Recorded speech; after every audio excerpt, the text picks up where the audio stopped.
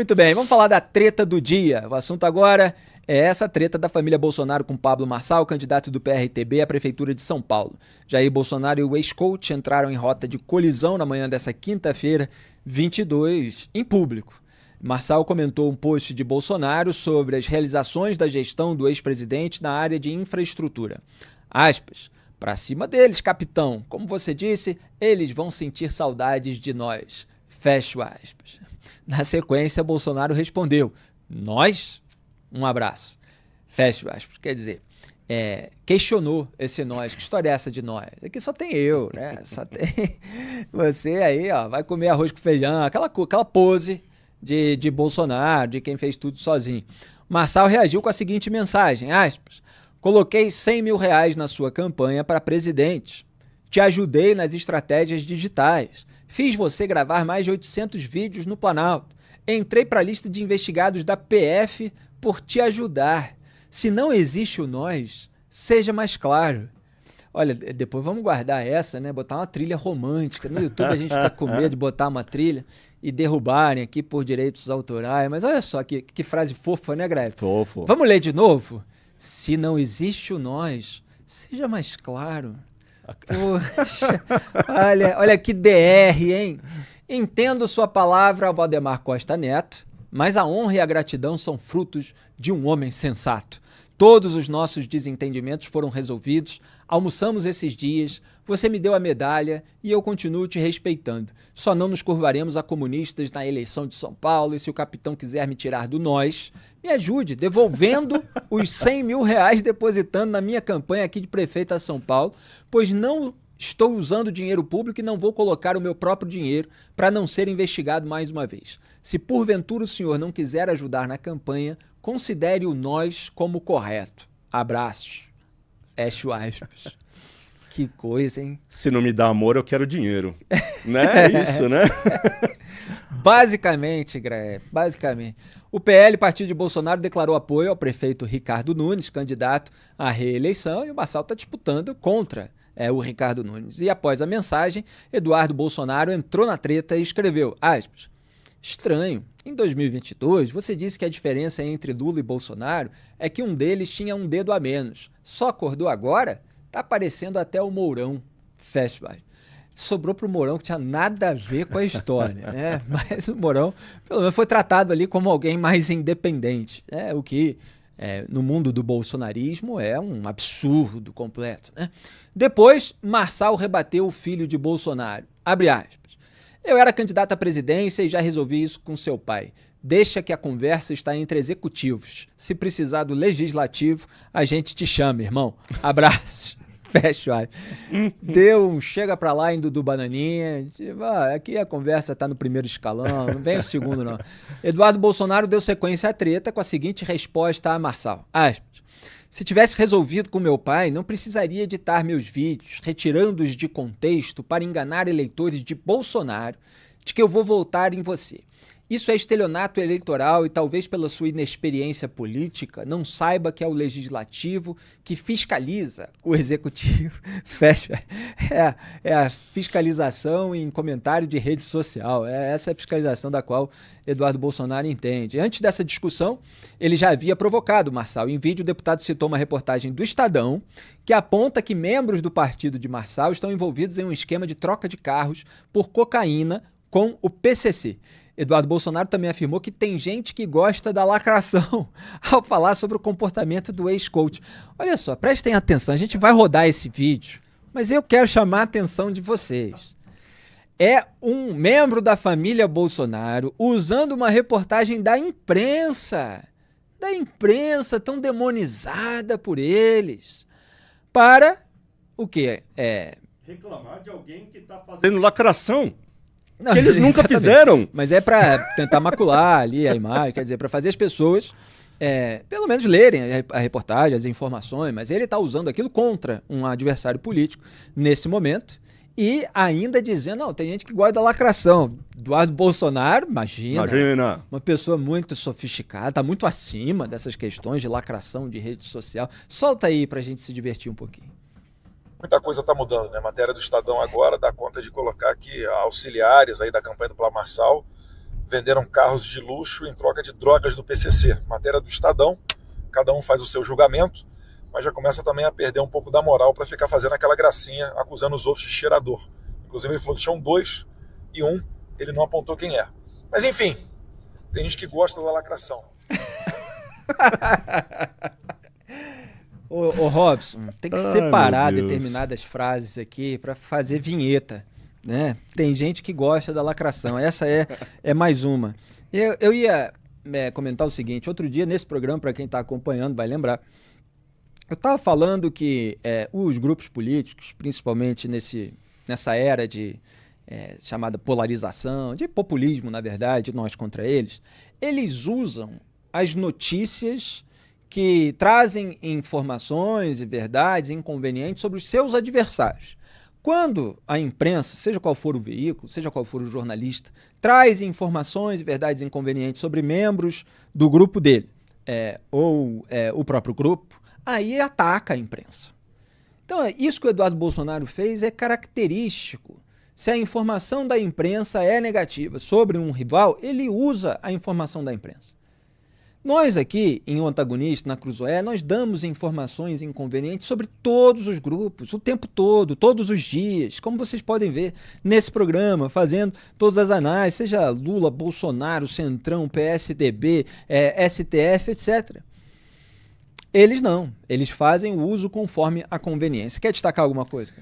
E logo depois de fazer o uso da informação que lhes interessa, eles voltam a atacar a imprensa claro. E voltam Ou seja, é absolutamente casuístico claro. O uso das informações. Aliás, só um parênteses muito rápido, é como mensagens de assessores. Se for elemento comprometedor contra o Moraes, aí eles usam também deliberadamente. Agora, se a gente revela mensagens de assessores sobre o próprio esquema de poder do bolsonarismo, sobre quem é quem, sobre as tretas internas, sobre as vagas em gabinete, a remuneração daqueles assessores que militam virtualmente sem dizer que tem o seu crachá num gabinete qualquer, aí é um absurdo completo, e você é isso, e você é aquilo, e você... Pois é esse duplo padrão o tempo todo. Quem é jornalista tem que ter fibra moral para fazer o certo e seguir em frente. Mas olha, Felipe, estava demorando para dar nisso, né? Eu escrevi um texto na sexta-feira passada. Não é um dos melhores textos que eu já escrevi, mas está lá. Tava percebendo. Falando da mão de ferro do bolsonarismo pesando sobre o Nunes e o Marçal, que são os dois candidatos à prefeitura que estavam, naquele momento, né, ainda meio que disputando a preferência do Alexandre de Moraes. O bolsonarismo tem esta coisa absolutamente paranoica em torno da lealdade, da fidelidade, e não admite um fiapo de demonstração de autonomia ou de independência de qualquer um que entre na órbita, né, do bolsonarismo. Se aproximou ali, tem que ajoelhar. Mostrou qualquer coisa que fuja da linha do partido, é banido... Do partidão. É banido, é transformado em monstro, é transformado em traíra. Que é o mesmo procedimento dos velhos comunistas que eles tanto criticam. Né? Exato. E com razão, só que... Tem que ter a carteirinha. Tem práticas muito parecidas, quer dizer, exigem a submissão. Obviamente, não estou falando aqui de regimes que chegam a levar essas pessoas para o paredão, mas o paredão virtual, ele existe aqui. Então, na semana passada era o Nunes sendo chamado de traíra pelo Carlos Bolsonaro, uma longuíssima thread ali no X, porque ele resolveu fazer um vídeo ali apoiando uma vereadora que brigou com o bolsonarismo. Bom, agora já virou. O Nunes meio que se recolheu, né? Se encolheu ali, fez os rapapés necessários para o Bolsonaro. E o Pablo Marçal, que evidentemente é um cara que não está só mirando na eleição. Ganhar essa eleição é absolutamente fundamental para o Nunes. Se ele perder essa eleição, a carreira dele política vai para o beleléu, né? Ele é o cara que perdeu a grande disputa da vida dele. Ele era vice-prefeito, agora é prefeito mesmo e está brigando pela primeira vez na cabeça de chapa.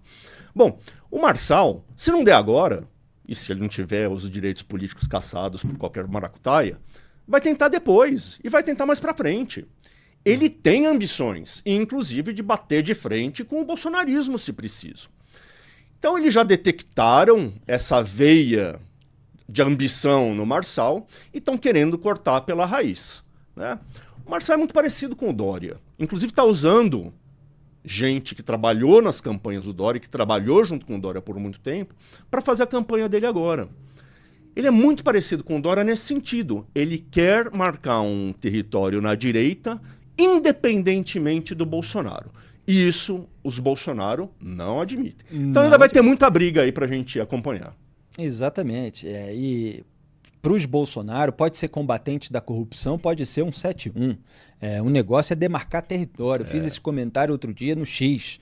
Se eles sentem que tem alguém crescendo com potencial de levar os eleitores, de gerar engajamento no campo da direita, eles já começam a marcar território, né? Eu ia falar aquilo que alguns animais fazem para marcar o território. Eu vou falar, fazer xixi no poste. Fazer xixi no poste, exatamente. Obrigado, Greg. Não tem problema falar isso, né? Às vezes até me autocensura à toa. Xixi, urinar, são maneiras formais de se referir ao procedimento. Muito bem, a gente tem mais um vídeo do Marçal, e depois eu quero fazer também comentários sobre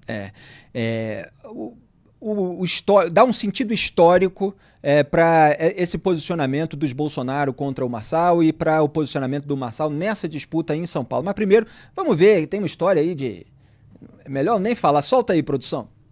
Esse aqui é o sentimento da política, ó. Toda hora um amigo, você percebe, é cobra. Isso aqui não tem veneno, igual as que você fica imaginando aí, né? Eu que não ia falar, né? Imagina, expressar aí o nome do animal e tal, depois vamos fazer corte. Pois é. Bom, tá um circo, né? Nas redes sociais, o Marçal sabe gerar engajamento e o bolsonarismo está um tanto incomodado com isso. Vamos pegar aqui os dados do Datafolha, porque aí eles acabam nutrindo aqui a nossa análise. O Datafolha aponta a disparada do Marçal em São Paulo. Essa pesquisa foi divulgada hoje, quinta-feira, 22, e segundo o levantamento divulgado horas atrás, o Pablo Marçal do PRTB cresceu 7 pontos percentuais e agora tem 21% das intenções de voto. O ex-coach aparece empatado tecnicamente com o deputado Guilherme Boulos do PSOL, que tem 23%. Então está ali 2 pontos abaixo, mas tecnicamente empatado porque tem a margem de erro. Então embolou tudo. O Boulos oscilou 1 ponto para cima, de 22 para 23%. A gente estava vendo na Atlas Intel uma queda do Boulos de 5 pontos, aí no Datafolha o Boulos oscilou 1 para cima, enquanto o Nunes caiu 4 pontos. Olha só, de 23% para 29%, assim como o apresentador... 19%. Na verdade, a Folha até corrigiu essa informação e ele está com 21%, não é isso? Deixa eu... Não, 19% mesmo, tá certo. Então aqui já tá certo, ele está com 19%. A Folha tinha divulgado 21% e soltou um erramos aqui agora há pouco nas redes sociais. Então o Nunes está com 19%. Assim como o apresentador da Atena, do PSDB, que foi de 14% para 10%. Tabata Amaral oscilou de 7% para 8%, quer dizer, um pontinho para cima. E a Marina Helena, do Novo, aparece ali com 4%. Brancos e nulos... Vai passar aqui a minha alergia, somam 8%. Os que não souberam responder representam 4%. Margem de erro da pesquisa é de 3 pontos percentuais. Muito bem, Greve, a gente vê aí que o Marçal conseguiu se embolar com o Boulos e com o Ricardo Nunes. Esse fenômeno, ele não é novo. Ele é muito parecido com aquilo que eu descrevia lá em 2018, na verdade antes de chegar o ano eleitoral de 2018, porque as pré-candidaturas já estavam se formando ali em 2017, e na verdade, em anos anteriores eu falava, não era o único a falar isso, você tinha as nossas análises mostrando que havia uma lacuna de representatividade na política, no campo da direita. Porque a esquerda tratou de demonizar a direita virou um palavrão pela associação com o regime militar, que aliás era estatizante como a esquerda, né?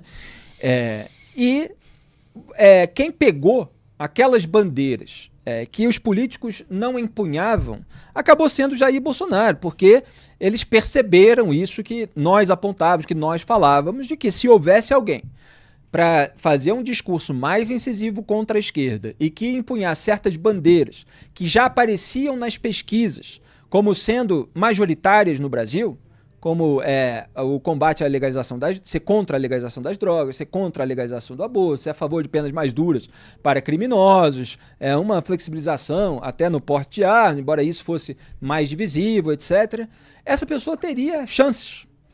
E o que acontece agora é que você tem candidatos à esquerda na disputa pela Prefeitura de São Paulo e você tem o Ricardo Nunes, que é uma espécie de Geraldo Alckmin dessa eleição.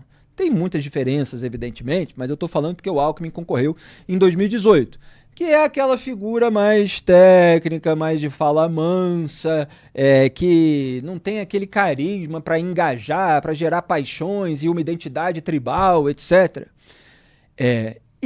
Portanto, quem é o outsider dessa eleição? Aliás, Rodolfo Borges estava falando sobre isso hoje no meio-dia em Brasília, programa do canal de YouTube de O Antagonista, sempre aí meio-dia, diariamente, aumentando de audiência também.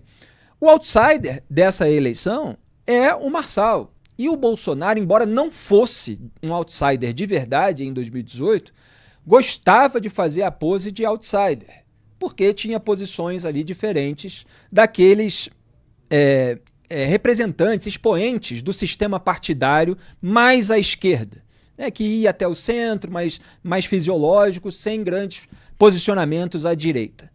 Então, é curioso ver esse fenômeno, Graeb, que é a família Bolsonaro, que posava de direitista outsider contra o sistema de esquerda, agora está apoiando um candidato do sistema partidário, alguém que já está aí de posse da máquina pública, que tem apoio ali do velho centrão, etc., contra um outsider que é franco-atirador, que vem com aquela incisividade retórica, a despeito das suas práticas históricas, que é muito similar ao bolsonarismo. Exato. Então, eles usavam toda essa prática retórica, eu sou a direita, é contra a esquerda, etc. Depois a gente foi ver que, pelas investigações, né, que tinham esquemas em gabinetes, etc., tudo isso que veio a público, depois participaram ali da frente ampla pela impunidade. O Marçal já se vê agora, que tem um passado, tem a condenação, mas que foi prescrita, isso é usado em debate contra ele diz que acabou esse processo, etc. Então, há muitas semelhanças e o bolsonarismo está ficando mais do lado do atual sistema partidário do que do outsider. E se incomoda, evidentemente, que alguém assuma esse papel. Pois é, né? É muito interessante. Primeiro, uma outra observação, né? A entrada do Marçal na disputa transformou de novo o outro polo, né? Criou de novo o outro polo. Porque com Nunes e Boulos não estava muito clara essas coisas esquerda versus direita. Agora, sempre que o Marçal fala, ele fala: eu estou aqui para destruir a candidatura do Boulos, esse comunista que não pode ficar na disputa. Ele deixou isso absolutamente claro. E isso faz sentido para um eleitorado enorme, a gente sabe disso. E ele está se beneficiando disso. E o Nunes não assumiu com a mesma firmeza essa denúncia do comunismo do Boulos. E está ficando para trás, né? Então, assim, a entrada do Marçal reintroduziu nesta eleição a polarização esquerda-direita, né? Isso é importante de... Não é importante, mas ficou claro agora, né? Ficou claro. E é um filão que qualquer oportunista, vamos falar aqui de uma maneira geral, sem entrar aqui nos casos específicos, pode explorar. Quer dizer, e é o que eu critico, na verdade, quando eu falo do populismo e chamo a atenção daqueles que estão sendo usados como massa de manobra para não perder o exercício diário da sua inteligência a respeito dos fatos objetivos e não deixar que a ideologia fique acima na hierarquia de valores do que a decência, do que o senso de moralidade pública. Porque a verdade é que, atualmente, com tanta gente disposta a defender um lado, uma corrente ideológica contra a outra, qualquer pessoa com um histórico aí bem complicado, para dizer o mínimo, com cheio de esqueleto no armário, e fala assim, eu sou o verdadeiro representante da direita, e eu sou contra a droga, eu sou contra aborto, e olha aí, esses comunistas, eles vão fazer isso e aquilo e tal, e aí fala um monte de verdade sobre a esquerda. Porque o que não falta é sujeira e esqueleto no armário da esquerda para se apontar. Então ele vai lá, fala um monte de verdade sobre a esquerda. Tem muita gente que se deixa levar por esse discurso. Tem pessoas que, mesmo sabendo dos podres, mesmo sabendo das contradições, etc., elas vão avaliar. Mas o que pesa mais, né? Tem alguém assim mais honesto, mesmo que eu não concorde em tudo e tal? Tem gente que é assim. Agora tem gente que se deixa levar pelo discurso de propaganda ideológica. A questão não é... A gente não está reclamando do jeito que o Pablo Marçal entrou nessa disputa, porque ele resolveu se opor de maneira incisiva, guerreira contra o Boulos. O problema do Pablo Marçal é que ele não tem nenhum outro atributo que possa fazer um gestor bom de uma cidade como São Paulo. Não tem outro atributo. Gerenciar São Paulo não é como gerenciar uma empresa ou um perfil de rede social com sucesso. Política é um bicho que tem a sua própria natureza. E é preciso saber lidar com esse bicho. Você não vai conseguir vencer e governar uma cidade só na base da paulada, que é o que o Marçal está querendo fazer. Ele vai ter que fazer projetos de governo, ele vai ter que aprovar esses projetos. Não basta ser agressivo. Precisa outros atributos. E o Marçal até agora não mostrou ter esses atributos. Este é o problema dele. Agora, evidentemente, cada eleitor vai fazer o seu juízo, mesmo ciente, mais ou menos consciente a respeito do histórico de cada um, né? Tem gente que tem tanta ojeriza aos candidatos à esquerda que às vezes prefere alguém, mesmo com um histórico aí bem que possa merecer repúdio, do que essas outras pessoas. Tem outras não, que vão procurar alguém que mesmo ideologicamente não sendo totalmente alinhado, parece ser uma pessoa ou mais honesta ou com maior capacidade administrativa. Quer dizer, cada um vai fazer o seu juízo a respeito desse caso. Eu só estou apontando que existe um filão a ser explorado. E aqui cada um tem toda a liberdade para fazer as suas escolhas, mas a gente tenta manter o nosso público consciente dos elementos que estão em jogo. Esse é o nosso trabalho jornalístico terapêutico.